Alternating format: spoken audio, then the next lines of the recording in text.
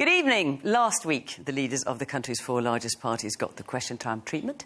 Tonight, with our audience here in Birmingham, it's time to test the ideas of Adrian Ramsay of the Green Party of England and Wales and Nigel Farage of Reform UK.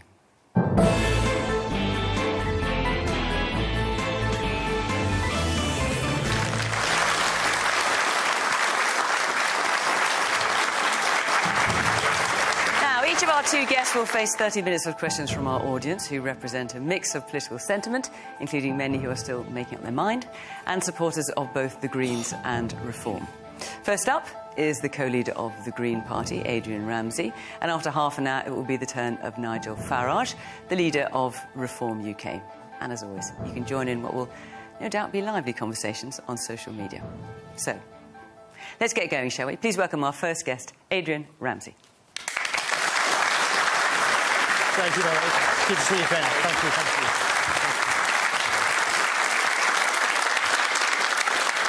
you, So, Adrian Ramsay, the rules for you, as they will be for Nigel Farage, of course, quite simple. You won't be interrupted if you keep your answers reasonably brief, to the point, and actually answer the question. That's what you're here for. Obviously, my job is to make sure that you do.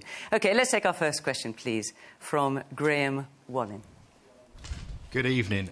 What would we have to sacrifice to meet your pledges? Hello, Graham, and good evening, everybody. I think this is a great question, Graham, because we need to achieve big changes in our society. We have an NHS which is severely overstretched, a social care system where people can't get access to the personal care they need, our schools are crumbling, and we have a climate crisis and a nature crisis where we've got sewage in our rivers and climate going unchecked. So the Green Party is putting forward an ambitious manifesto for this election where we can offer real hope and real change on the biggest issues of our time.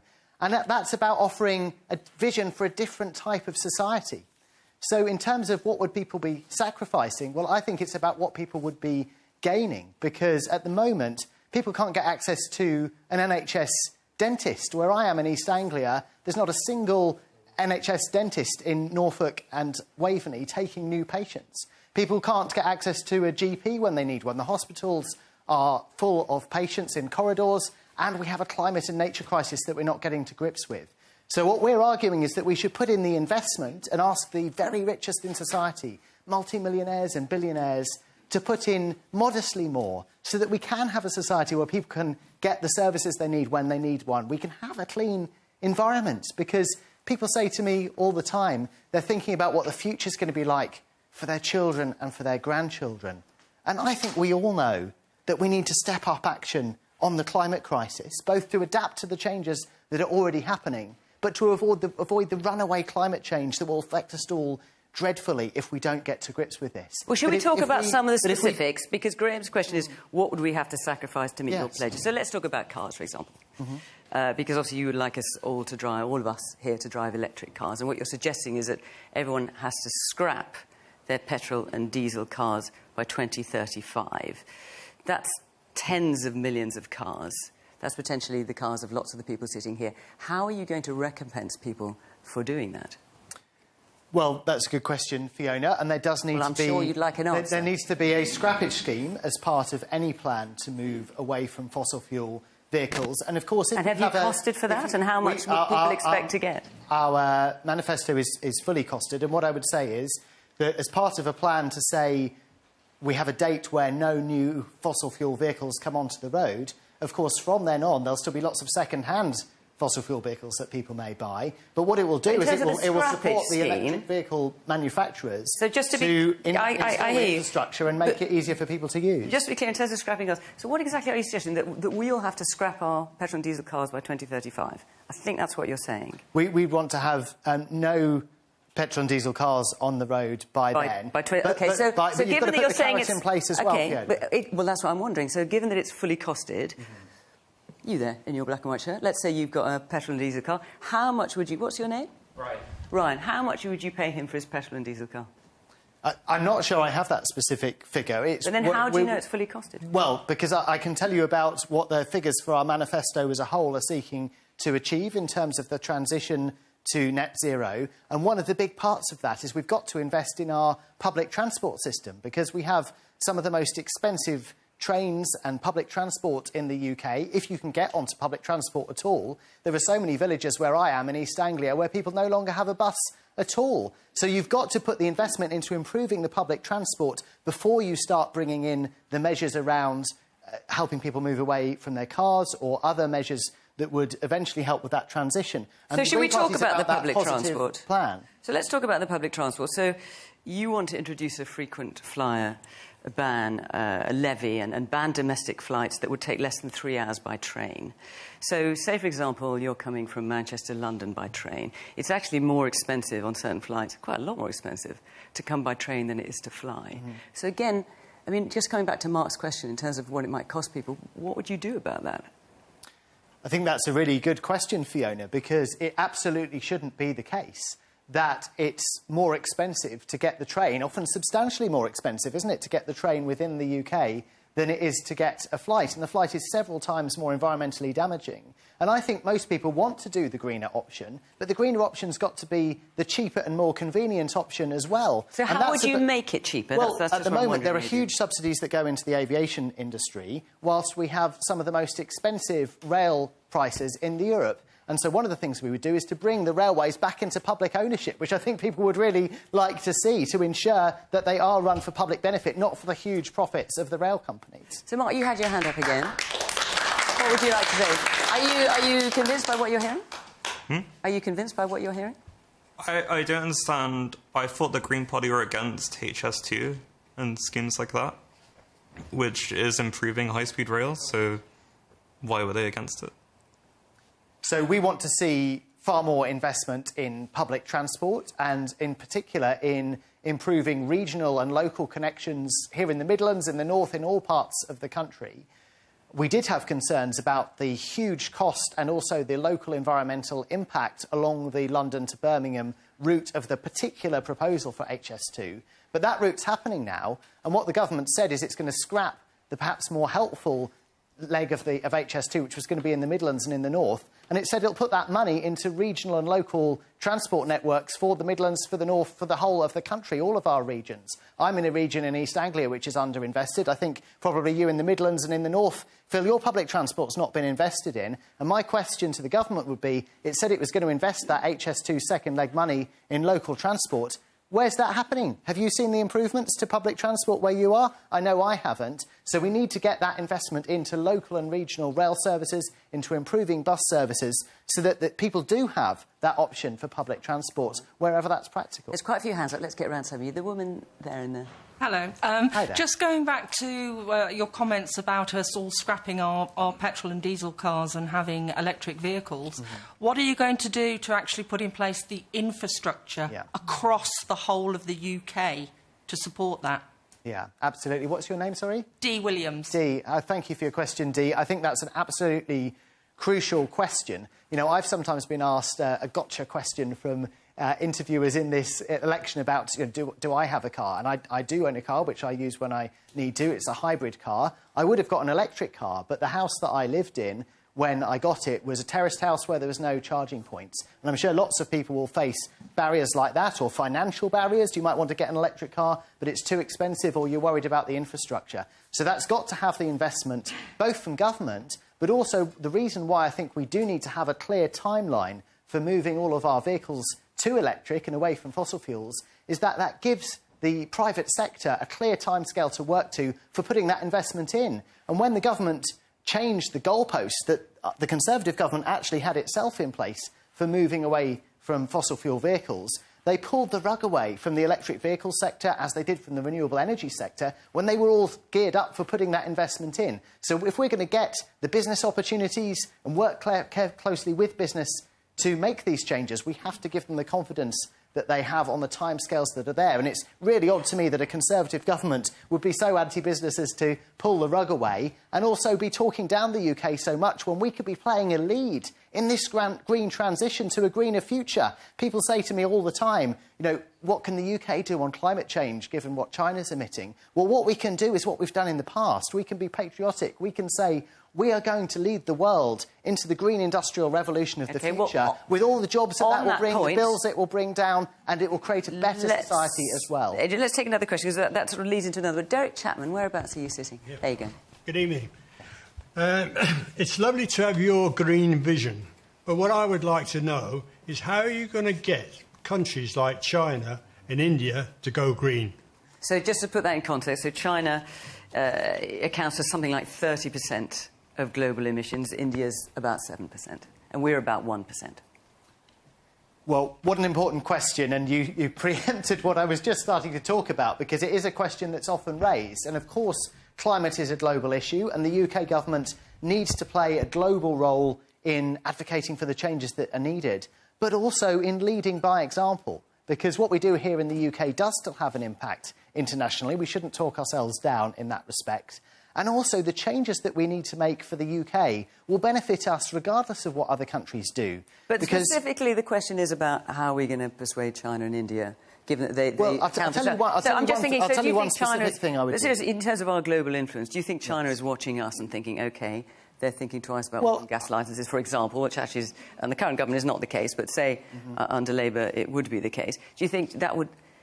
Do you genuinely think that that would affect whether China would open new oil wells or drill for gas or new coal mines? They'd watch what we're doing and think, oh, if they're not doing it, we won't do it either? It's not just about what the UK does. It's about our role on the international stage. And contrary to what you might hear from someone else coming out a little bit later, I feel the UK has a huge role to play on the international stage, working with other partners, working with European and countries around the world in pressing for a better future, whether that's for the environment or for global security or for human rights and justice around the world. And we can play that leadership role by working with other countries. What we could also do is introduce a carbon tax on carbon-intensive imports, because it actually undermines British manufacturing if we're importing goods that are high carbon when British manufacturing can be supported to be low carbon. And I think that would be a really positive thing to do, because our government doesn't count the carbon impact of imported goods. Wouldn't it be great if we did far more to produce more goods, more of our food locally, support our farmers, support our manufacturers? Then we're more resilient for the future, and we're really leading the world in tackling what are the biggest issues of our time. All right, let's take a point at the back there, yeah.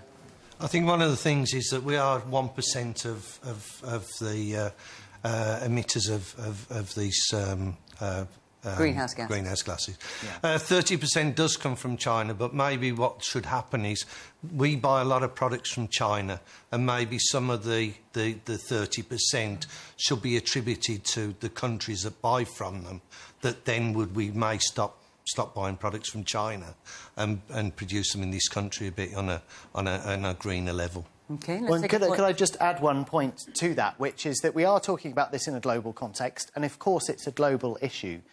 But every action that we take to make ourselves more resilient as a country is good for Britain and is good for the people who live there. If we insulate our homes to bring bills down, keep our homes warm, if we invest in public transport to reduce the cost of that, make it more convenient to get about by public transport, if we support our farmers to produce more food locally by putting proper subsidies in place, if we invest in renewable energy, which is the cheapest way to generate electricity, these things will tackle the root causes of the cost of living crisis, and they'll create a more resilient future for people in this country. Wouldn't that be a good thing for Britain, regardless of the global leadership role that we have to play? All right, let's take a question now from Keshia Bailey. With such a broad migration policy, how will you ensure that public services will cope? So let's talk about your migration policy as the Green Party of England and Wales. On your website, you talk about having a world without borders, and you also talk of migrants who come here will be able to bring dependents. There'll be no limit on that. So, Keshia, thank you for the question. And yes, we do talk about people who gain a work permit being able to bring their spouses with them. I think that's absolutely right and humane that people should be able to do that. And I think we need to have a calm discussion in this country about how we approach the issue of migration, because we have always benefited from people coming to the UK, benefited economically.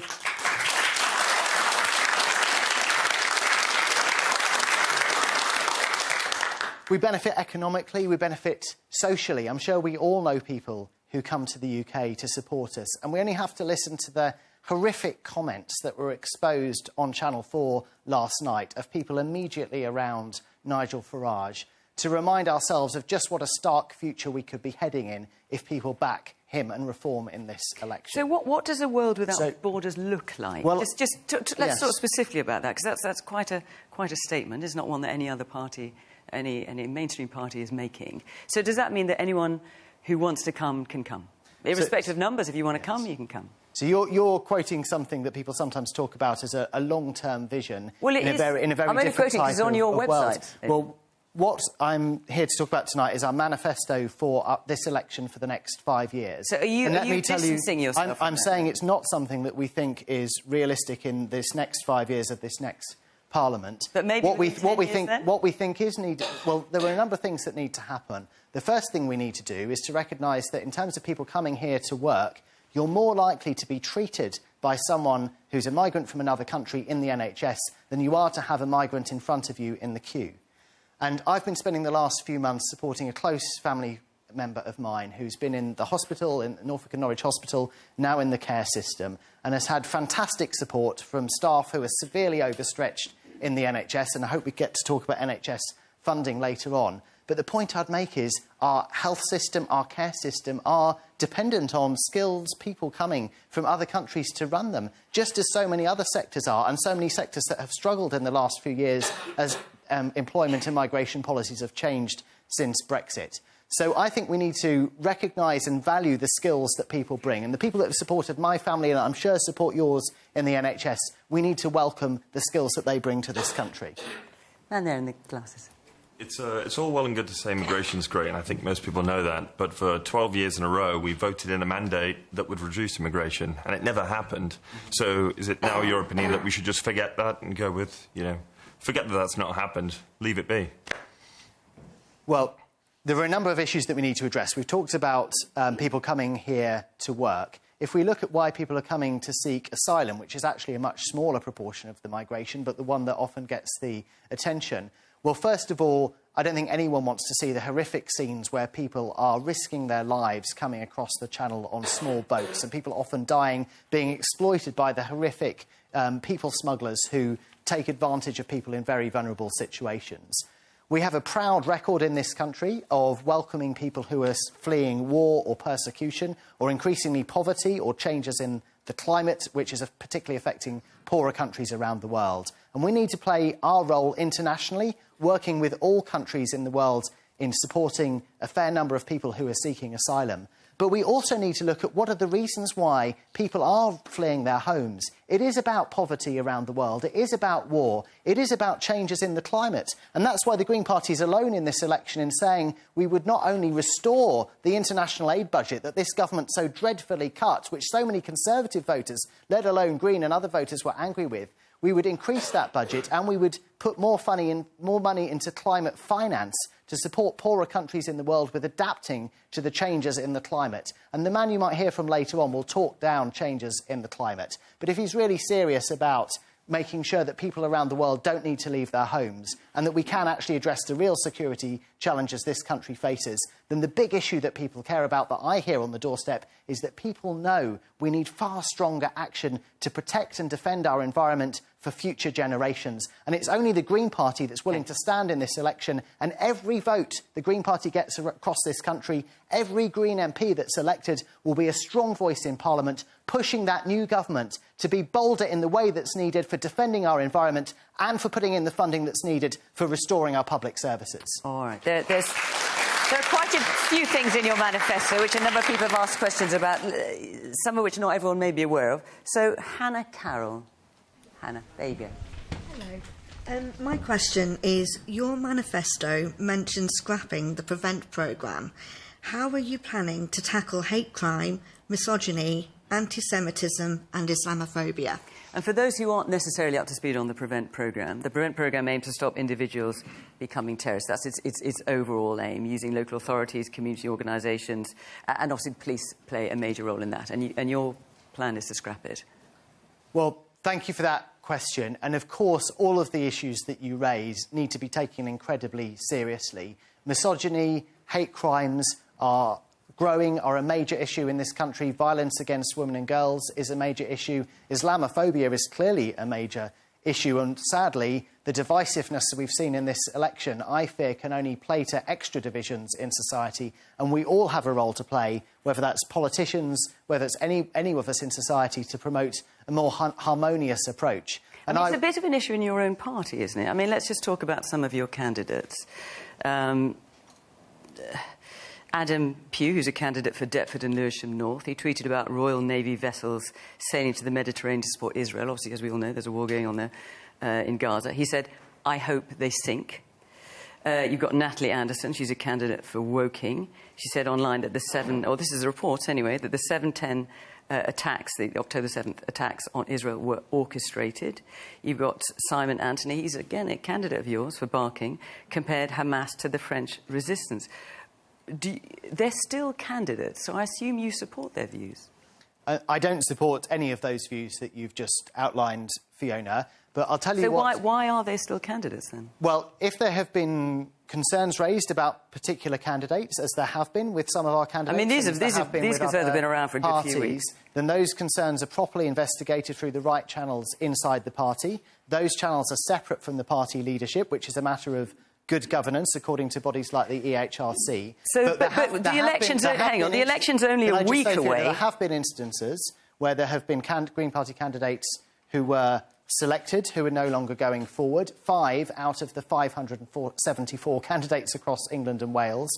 We have heard that, sadly, all parties have had candidates who were selected in this election that have no longer gone forward. But so you're saying... hang on, just to be clear for all of us, you've got a system in place. It's just under a week now to the election. These 3 people, with the views that they have expressed, reportedly online, hoping the Royal Navy vessels sink, comparing Hamas to the French resistance, whatever your process is, I mean, I've been reading about these people for some time, they are going to go ahead on next Thursday in your name, and you're happy with that? Well, I can't comment on what all 574 candidates across the country are standing, and I'm not familiar with those 3. What I can say is that if issues have been raised, they're being investigated internally. There have been a number of occasions where candidates have been asked to take down posts and have done so, and there have been other cases where candidates have been asked to withdraw or have been withdrawn. But the general point that I'd make is that we live at a time when internationally we're seeing absolutely horrific scenes in Gaza with... There's now well over 35,000 people who have lost their lives, aid not getting through, their homes being blown apart, just horrific scenes that we were seeing, just as the absolutely horrific attacks on Israel on the 7th of October and the resulting taking of hostages is completely unjustified, and I say that unequivocally. So what we need to be very aware of in talking about this is that there are Jewish communities and Muslim communities in the UK and around the world who are feeling very vulnerable at the moment, and all of us, and I'd say this to candidates of any party, need to be very aware of that when we're talking about this issue. But that won't stop me standing up and saying that the UK needs to play its role internationally in putting pressure for there to be a ceasefire from both sides, and in saying that it's absolutely unacceptable for the UK to continue selling arms to Israel when the International Criminal Court has been very clear that Israel, as well as Hamas, has broken international law. Okay. I have to say, because we are in an election period, and I mentioned from candidates, that a full list of candidates for those constituencies is available on the BBC website. Let's take a question now from Adam Norwood. Adam, whereabouts? Hi, Adam. Hang on, we'll just get the mic to you. There you go. With a second Trump government looking likely from the west and war inching closer from the east, how will green defence policies keep us safe? And just for those of you who might not be as familiar with the Green Manifestos, perhaps you are, and certainly you are suggesting we scrap Trident, which is obviously our nuclear deterrent. Well, Adam, the first thing you talked about was the prospect of a second Trump term, and watching the highlights from the debate last night, my heart sank, because clearly I want to see Biden elected instead of Trump. But there are clearly big questions now over whether people are going to get behind him, and big questions for the Democrat Party. But how would green defence policies keep us safe? That's the question. And you're suggesting scrapping Trident. So in relation to Trident, I think we should listen to what a number of retired Army generals have said and what former defence secretaries have said, which is that Trident no longer addresses the security challenges that we face today. It was for a different era. It doesn't address the global security challenges that we face either militarily or in terms of cyber security or other issues. Now, of course, I support retaining the rest of the defence budget and supporting our armed forces with the great work they do both to defend this country and humanitarian work around the world. And there's going to be more and more, sadly, humanitarian work around the world for our armed forces to do. But supporting them directly is the way that we need to put in that funding. So your co-leader, Carla Denyer, was talking on the radio very recently, and she said she expressed a view that having Trident makes us more of a target for attack rather than deterrent. Is that a view you share? Well, I think that the UK has long supported the idea that all countries that have a nuclear deterrent should work towards disarmament. But interestingly, this government hasn't actually taken any positive steps towards that. No, but that's not the question I asked you. In fairness, I asked you, do you support your co-leader's view that for the UK to have Trident makes us more of a target? Well, what I would say is that having nuclear weapons in the world clearly makes the world less safe than not having nuclear weapons. But does it make the UK more of a target? That's why if she is your co-leader, I'm just asking if you share her view. Well, the Green Party, as you say, is in favour of moving away from having a Trident nuclear weapons because you think system. In part because you think it makes us more of a target? Because, for two reasons. Because we don't think it reflects the international security challenges of today, and because a world with nuclear weapons is inherently less safe than a world without. But we need to work internationally to address this, and we need to put the funding and focus on the armed forces that's actually going to address the security challenges we face. We've got just about a minute and a half left. Let's very quickly take a question from Sonia. Sonia Foxall. Sorry, hang on, we'll just get a microphone over your head. There you go. I'm self-employed. I've seen increases in corporation tax, in dividend tax and a frozen personal allowance, and now you want to tax me even more. Why? So you're suggesting raising tax for higher earners, but also removing the cap on national insurance, which obviously means an increase in what people will pay, for those earning more than $50,270. So thank you for your question, Sonia. And just to clarify one point, we're not proposing any changes to income tax. We are proposing asking those earning over $50,000 to pay a little bit more in national insurance, because people who earn under $50,000 currently pay a higher proportion of their salary on national insurance than people who earn over $50,000. And so we're talking about £5 extra a week for someone earning $55,000. Now, what would that get you? At the moment, people can't access an NHS dentist. And if you can afford to do so, you might be forking out for a private dentist. Well, how much does that cost you over a year? How much does it cost you over a year to pay extortionate train ticket prices because we're not investing in our railways, or to have to heat your home and see your bills going up and up every month because we've got the leakiest homes in Europe and we haven't insulated them? So we're setting out a different vision, Sonia, for where, yes, we ask those earning a little bit more to pay a little bit more, including the multimillionaires and billionaires, but it's about a different type of society. Because we're the only party that's willing to say we should be willing to invest more in restoring our NHS and defending our environment. And if we have a group of Green MPs in Parliament after the election, we can push the new government to be bolder on the issues that we really need to address. I'm so sorry, I'm afraid we're out of time. But listen, thank you very much. Adrian Ramsay, thank you very much for taking our questions. Thank you very much, Thank you very much. Adrian Ramsay, thank you.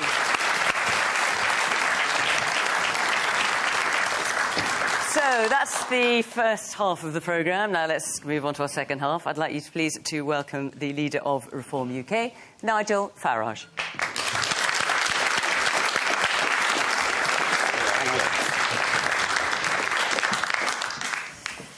So, as I said to Adrian and Nigel, I'll just remind you that you're here to answer the questions from the audience. You know, I will not interrupt you, that's my aim, unless, obviously, you stray off the point, or, in fact, the question isn't answered. So let's start with our first question tonight, which is from Mark Corden. Hello. I'd like to know, what is it about you and your party that attracts racists and extremists, whether you say you want them or not? Well, I've done more.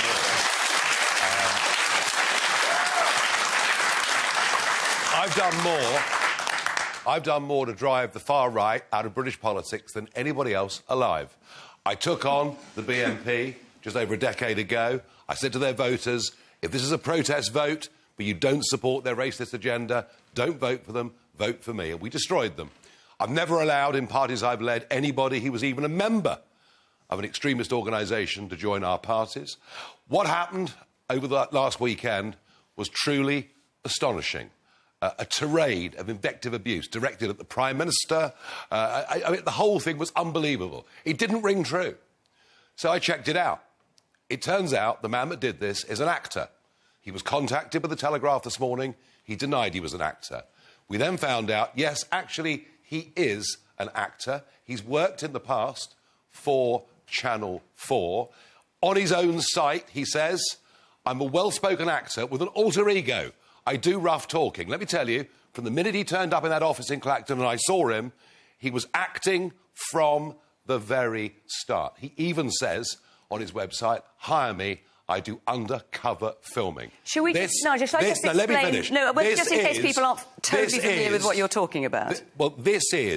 These are the comments, and Rishi Sunak's reacted to them today. Sure. This is a total and utter set-up that has been leapt on, of course, by our political opponents, leapt on by most of mainstream. All right, let me just explain it for those who might not have seen the Channel 4 report. So let me just explain. Well, I expect you have, but just in case there's anyone at home who hasn't seen it, there was a report on Channel 4 where a man saying he was a canvasser for you said some absolutely extraordinarily racist comments. What you are saying now is that he's an actor. And that it's a set-up, effectively. I can just say, Channel 4 say, we strongly stand by our journalism. Well, I have to put their point of view. They're not here to answer. We met the man, Mr. Parker, for the first time at Reform UK. Hang on, I have to put their right to reply, as I would have to put yours.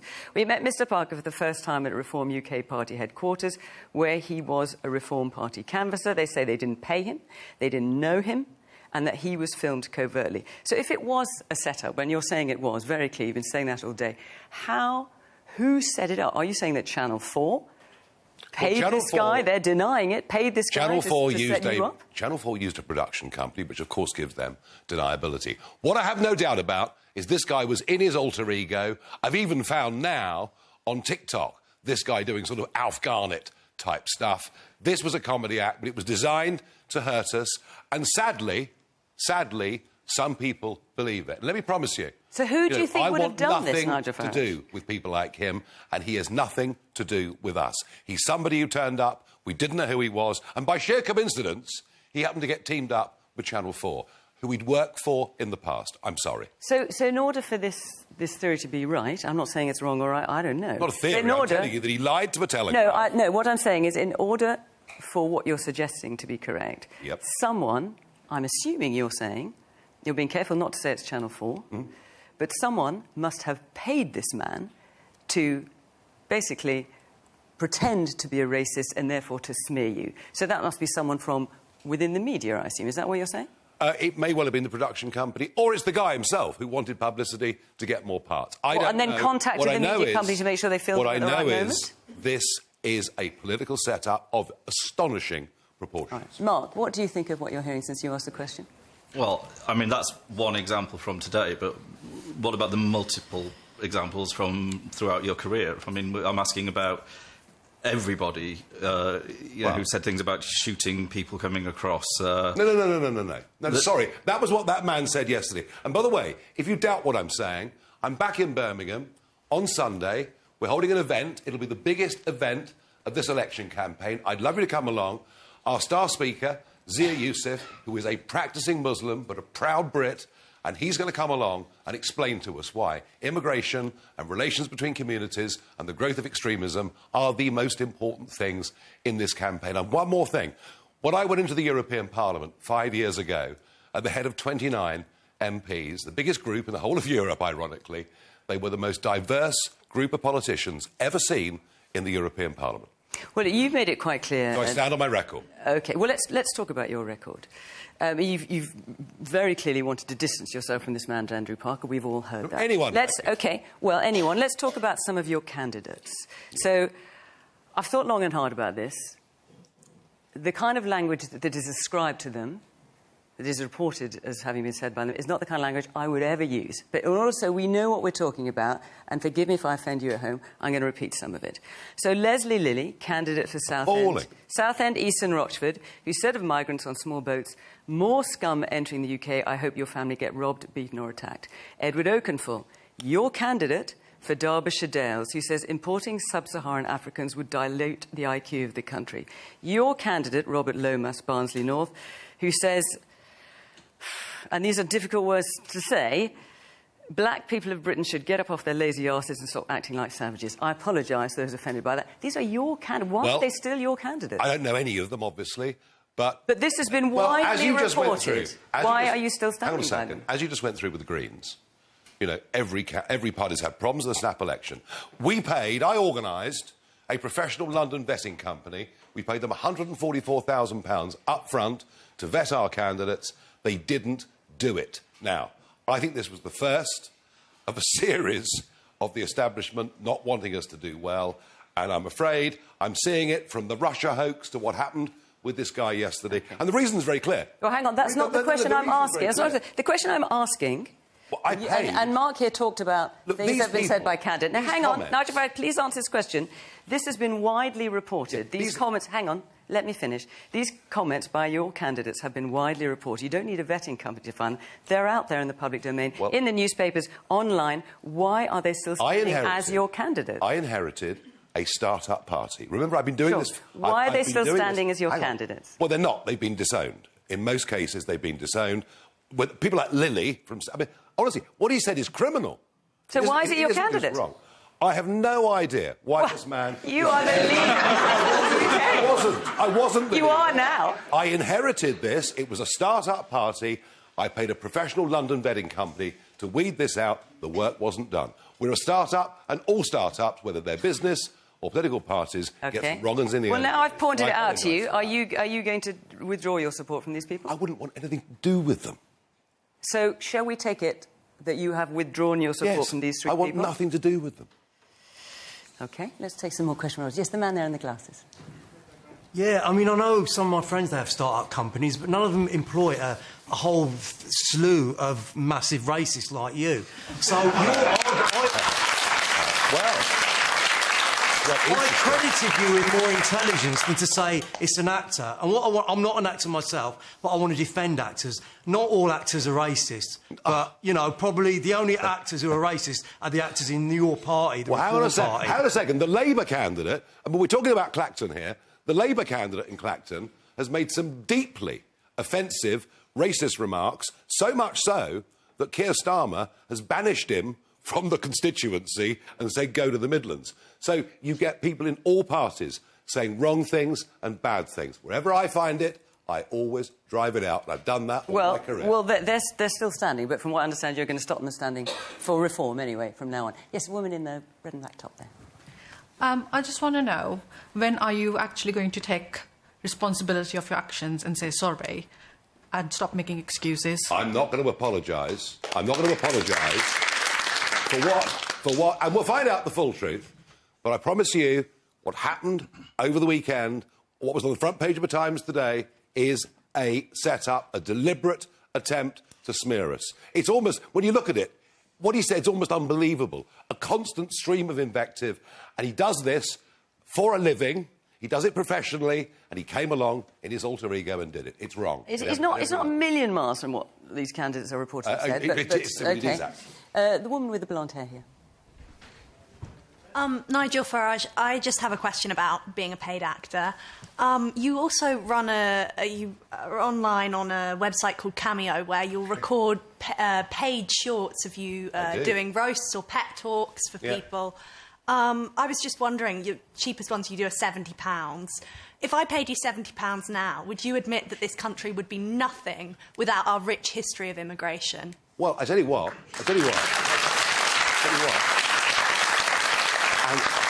And this is what's gone wrong.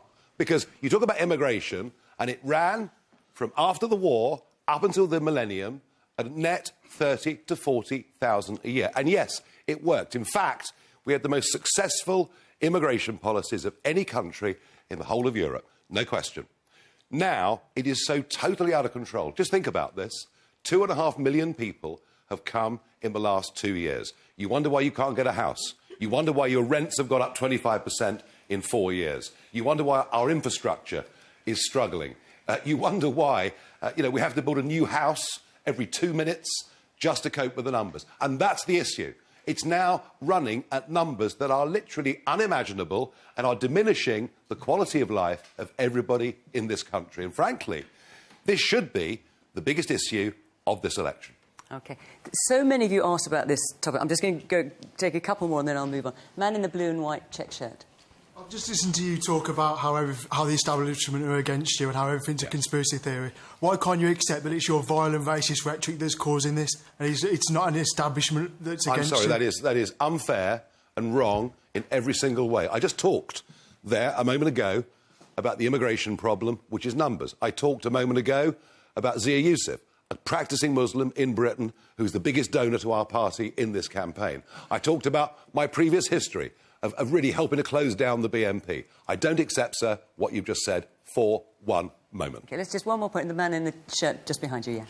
You said within the last 2 years. My wife is a non-UK national from Nepal. She came to the UK within the last 2 years. Are you saying people like her are not welcome anymore?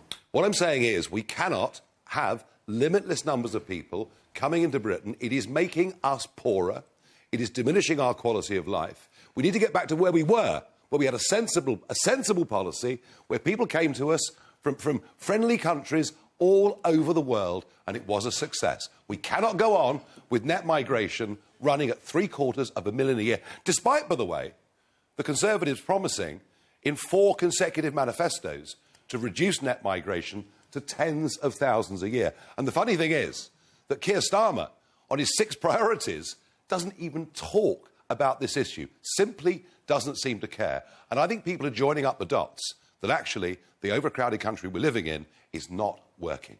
OK, now we've got a question related to that, but before we do, I just have to say, yet again, because we are in an election period, and I have mentioned some particular constituencies, that a full list of candidates for those constituencies is available on the BBC website. Dee Williams, let's hear from you. Yeah. Good evening, Nigel. Hello. Your core pledge concerning illegal migration states that migrants in small boats could be returned to France. How will you achieve this? Well, we have something called the Royal Marines, if it comes to it. But you know what? We won't need to do that. I was the first person 4 years ago going out into the Channel, filming this, saying there was a massive problem coming down the tracks. Everybody ignored me. Everyone laughed at me. But here we are, 4,000 boats later, 128,000 people later, 91% of them men, mostly young men. So Dee is asking very specifically, how will this be? How will you return people in small boats to France? We cannot. Well, we won't do any of this. We won't deport anyone to Rwanda. We won't solve the problem in any way at all until we leave a meddling court in Strasbourg that has gone way beyond its powers. We have to leave... You're talking about the European Court of Human Rights. We have to leave the European Court of Human Rights, get back our own sovereignty, declare that anyone comes via this route will not get refugee status. And if that doesn't work, we'll pick them up in the Channel and take them back. And by the way, we've given the French £500 million. They should not, under the international law of the sea, have their navy escorting boats to our 12-mile line. We did a tough negotiation with the French as well. The other parties literally have nothing to say about this because when we did try and send a plane to Rwanda, it was actually on the runway when the court intervened. But if you're returning these small boats to France, surely it's going to be willing ports that are going to accept these small boats back. How is that going to achieve? Well, where are these willing ports? Well, the Australians towed the boats back to Indonesia 12 years ago, and that ended the problem. But the Australians had a deal. I think what Dee is getting at is France... you know, I'm no diplomat for France, but France is unlikely to take kindly, as you said yourself, to the idea that you come along and you get the migrants into a boat, you then go back over to France, I don't know if you've got a landing craft or something, and then you make them... No, hang on, let's just... The practicalities, I think that's what Dee's asking. And then they step out onto the sand, or onto... What happens at that moment? Well, do you think the French are just going to take Well, they've come from the sand. But here's the point. No, but do you think... How is that going to work? No, do you think the French will just accept it? If they know they can't stay, they won't come. And it's interesting to think, in the last year of the Labour government, they deported 47,000 people who'd come here illegally. OK, but they won't stay if they won't come if they can't stay. Dee's asking very specifically, how will it work? So your plan... I'm telling you, put them in small... Hang on, to put them... I'm just repeating your words, to put them in small boats and take them back to France. No, I said... How is that practically going to happen? I said, we leave the ECHR, we declare that no one that comes via this route gets refugee status. And by the way, we've given 500,000 people refugee status since 2016. We're very, very generous. And we deport anybody that's here illegally, as we used to, under Labour and Tory governments. No more boats will come. But how will you get the countries to accept them? If they do, we get the Royal Marines to take them back to the beaches from which they took off. I hope it doesn't come to that, but if it does, that's what we have to do. And very interesting that Keir Starmer echoed my words the other night in the debate. He said it's a national security emergency. Well, boy, he is right, because these are young men coming from countries plagued by terrorism, plagued by gang culture. Many of them have fought in wars, and coming from countries that don't even treat women as second-class citizens. It's a very, very serious situation. I'm still not entirely... have we had an answer to your question, do you feel? Not exactly, no. I've just got this vision of, like, the D-Day landings in reverse when we're sort of offloading all these poor people onto the sands of Omar Beach. All right, OK. Well, let's hear from some more of our... Yes, the man there in Stripey shirt. Nigel, if you had to flee persecution from the UK and seek asylum in a different country, how would you like to be treated?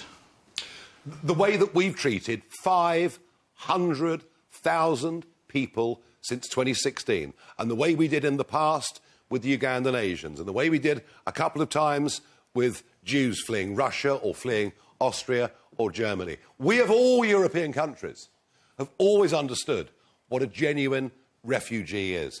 I promise you, the vast majority of these young men crossing the English Channel do not and never would have qualified as refugees. Let's take one more point. I presume you're going to talk about this, the man in the black and white shirt. A lot of the language you use about political smear campaigns and the biggest rallies is quite reminiscent to me of Trump in America. Would you say that you're like-minded characters? No, we're incredibly different people. Incredibly different people. I happen to support him for one big reason. I think the world's in a more dangerous place than it's been at any point in the lifetimes, probably of any of us in this room. I fear what is happening in the Middle East, what is happening in Ukraine, what potentially could happen in Taiwan. I see Iran, Russia, China lining up together. I'm very fearful for where we might be. And I think peace comes through strength and not through weakness. And I think Biden has been an incredibly weak American president. That was evidenced on that debate last night. And I want someone strong, but somebody who's a peacemaker. Remember, the Abraham Accords were Arab states and Israel joining up together. That's why I support him. Wasim Chowdhury, let's take a question from you. Whereabouts are you, Wasim? Oh, there you go. Evening. So you claim that Brexit will help Britain prosper. Why hasn't it?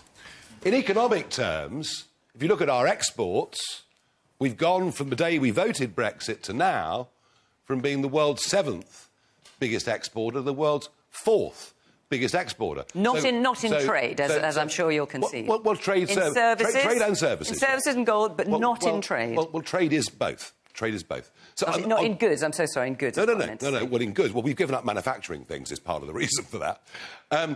But I want to say this. There are two massive disappointments with Brexit, and one of them is economic.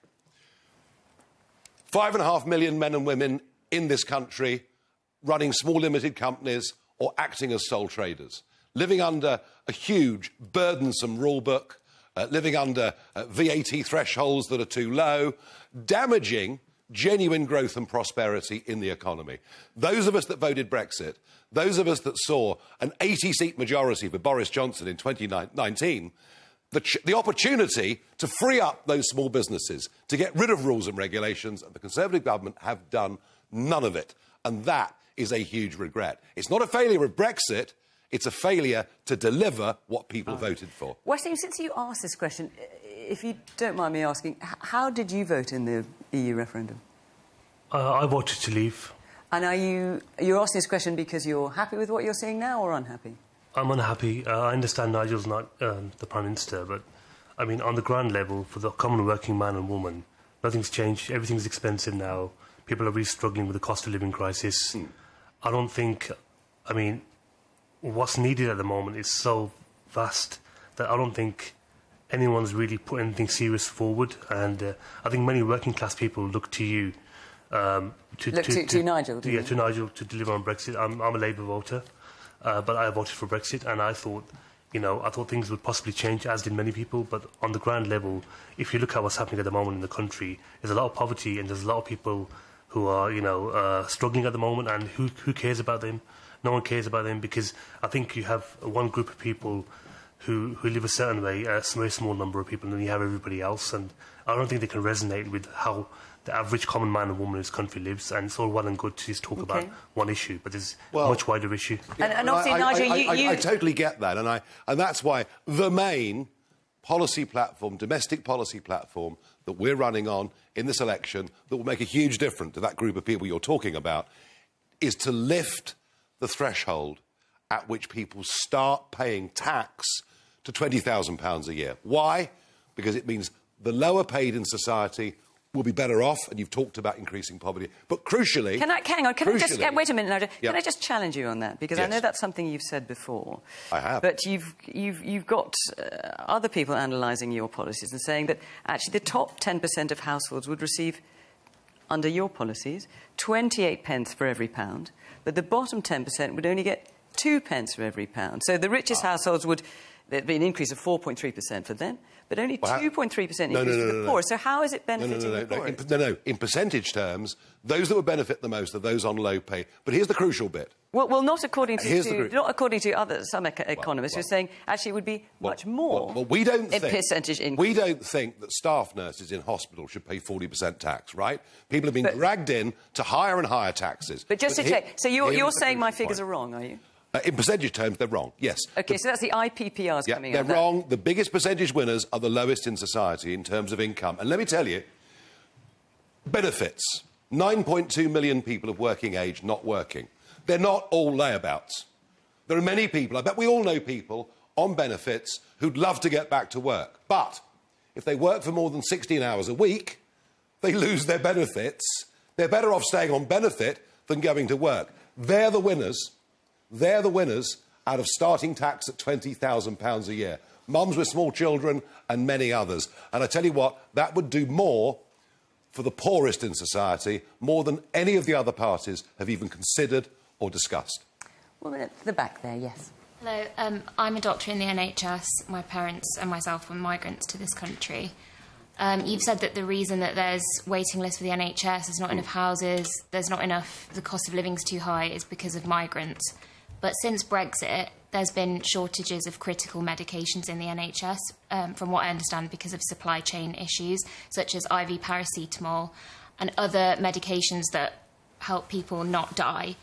As someone that we have to thank for Brexit, what would you propose that we should do about this? What I blame for problems in the NHS, I wasn't blaming migrants, I was blaming the population explosion, I mean, we've had a 10 million increase in the British population since 1997, a 6 million increase since 2010 when the Conservatives were elected. There's not enough of certain types of medications. In terms of medication... Is because too many people are using them.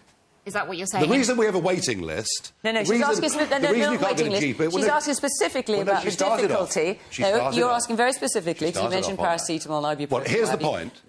Just so we're clear what the question is... And it's not just paracetamol and ibuprofen, it's medications that are critical to keep people alive. And you're saying, in your experience, that Brexit is either wholly or partly the reason why it's harder to get those medications. I do remember being told before the vote that we get all sorts of diseases if we voted Brexit, but here's the point. Freed from the European Medicines Agency, and thank goodness we are.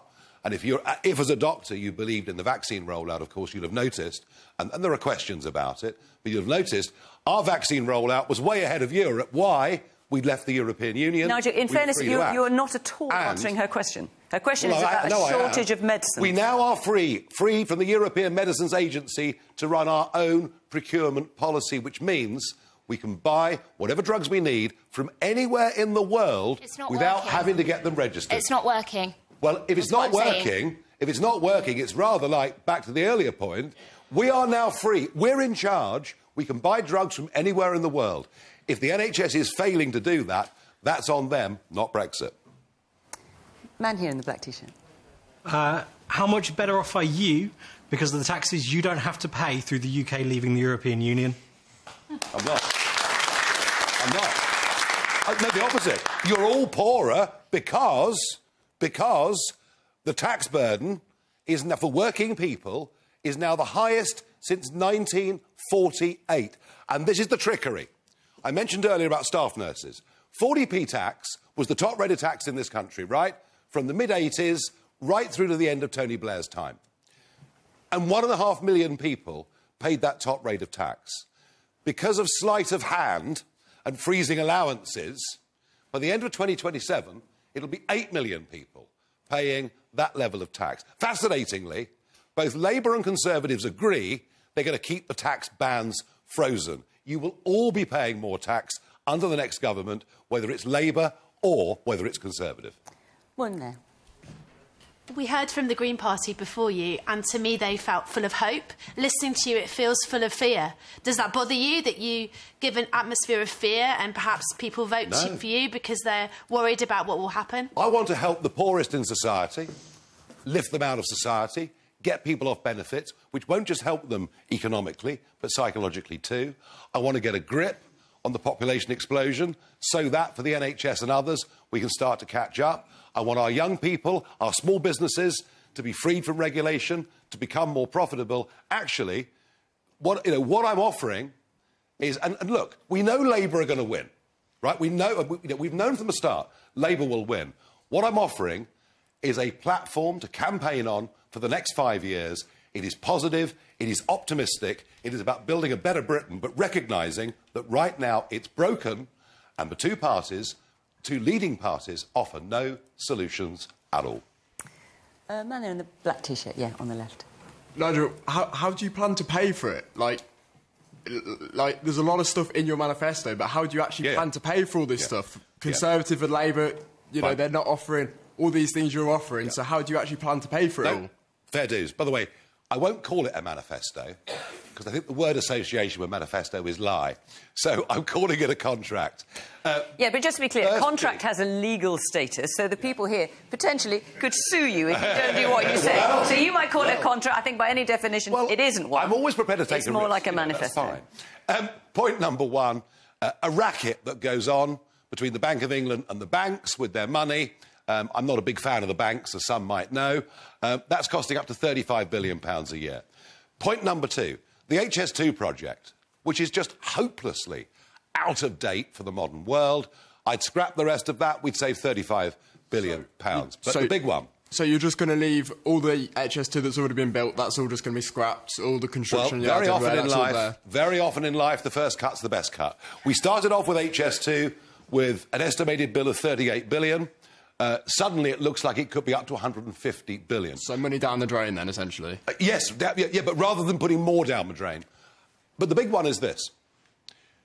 Both parties want to decarbonise the grid. We're told by Labour we can do up to 2030. We're told by the Conservatives we can do up to 2035. We can't. It's literally impossible. It is going to be the single most expensive thing we have ever done in the history of these islands. We can comfortably save £30 billion a year by growing up and being sensible and recognising if we want carbon-free energy, reliable, not intermittent, carbon-free energy, the only way to go is small, modular nuclear reactors. OK, and that's the future that I foresee. I'm afraid I have to cut you off there, Nigel. Forgive me. Oh. Our time is up. No. Thank you very much. Just started. Half an hour. Thank you very much, Nigel Farage. Thank you very much for our audience. That is it. Question Time will be back next Friday, not Thursday. Of course, that's polling day. On Friday, we'll be in London picking over the actual election results. Who knows where we'll be then? For now, from Birmingham, from all of us here, bye-bye.